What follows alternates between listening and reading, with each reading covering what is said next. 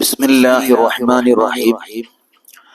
ബഹുമാനപ്പെട്ട സ്വഹാബി വര്യൻ Abdullahi Ibn Abbas റളിയല്ലാഹു അൻഹു പറയുകയാണ്, ഒരിക്കൽ പ്രവാചകൻ സ്വല്ലല്ലാഹു അലൈഹി വസല്ലം ഒരു രോഗിയെ സന്ദർശിക്കുകയും അദ്ദേഹത്തോട് ഇപ്രകാരം ചോദിക്കുകയും ചെയ്തു, മാ തഷ്തഹി, എന്താണ് നിങ്ങൾ ഇപ്പോൾ ആഗ്രഹിക്കുന്നത്?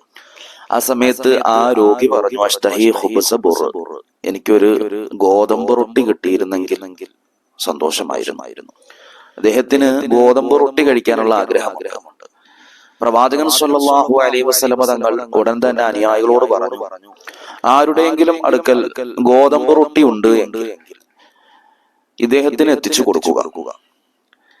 തുടർന്ന് പ്രവാചകൻ സ്വല്ലല്ലാഹു അലൈഹി വസല്ലം തങ്ങൾ അനുയായികളോട് പൊതുവായ ഒരു നിർദ്ദേശം കൊടുക്കുകയാണ്, നിങ്ങളിൽപ്പെട്ട ആരെങ്കിലും രോഗിയാകുകയും ആ രോഗി ഒരു ആഗ്രഹം പ്രകടിപ്പിക്കുകയും ചെയ്താൽ, അഥവാ ഏതെങ്കിലും ഒരു ഭക്ഷണം കഴിക്കണമെന്ന് അദ്ദേഹം ആഗ്രഹം പ്രകടിപ്പിച്ചാൽ, നിങ്ങൾ ആ വ്യക്തിക്ക്, ആ രോഗിക്ക് ആ ഭക്ഷണം ഭക്ഷിപ്പിച്ചു കൊള്ളട്ടെ.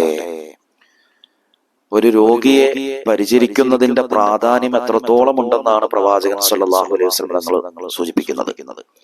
ഒരു കുട്ടിയെ പരിചരിക്കുന്നത് പോലെ അത്രയും ശ്രദ്ധയോടുകൂടി, താല്പര്യത്തോടുകൂടി, അവരുടെ ഭാഗത്തു നിന്നുണ്ടാകുന്ന പോരായ്മകൾ ഉണ്ടെങ്കിൽ അതെല്ലാം വിട്ടുവീഴ്ച നൽകി, അതോടുകൂടി അവരുടെ ചെറിയ ചെറിയ ആഗ്രഹങ്ങൾ, ചിലപ്പോൾ ചെറിയ ചെറിയ വാശികളൊക്കെയും ഉണ്ടാകും, അതൊരു രോഗിയാണ് എന്ന നിലയ്ക്ക് സഹിച്ചും ക്ഷമിച്ചും അത് നിറവേറ്റി കൊടുക്കണം. അവർ ആരോഗ്യത്തിന് എതിരല്ലാത്ത, ആരോഗ്യത്തിന് ദോഷകരമല്ലാത്ത ഏതെങ്കിലും ഭക്ഷണങ്ങൾ കഴിക്കണമെന്ന ആഗ്രഹം പ്രകടിപ്പിച്ചു കഴിഞ്ഞാൽ അതവർക്ക് നൽകി സഹായിക്കുകയും സന്തോഷിപ്പിക്കുകയും ചെയ്യണമെന്നാണ് പ്രവാചകൻ സ്വല്ലല്ലാഹു അലൈഹി വസല്ലം തങ്ങൾ പഠിപ്പിക്കുന്നത്.